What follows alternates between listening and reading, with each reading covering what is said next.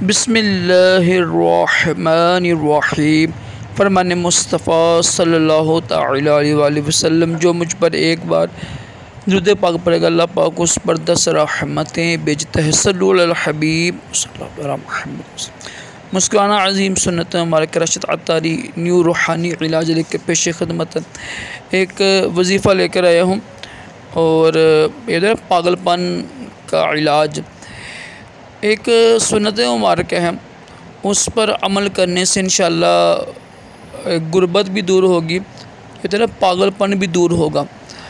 हदीस पाक में है कि जब हम खाना खाते हैं ना, तो खाना खाने से पहले हाथ और मुंह धोना ना, कुली करना और हाथ धोना, ये सुन्नत मुबारक है और इससे इंशाअल्लाह गुर्बत दूर होगी। और ख़ाने के बाद ना हाथ धोने से पागलपन दूर होता है।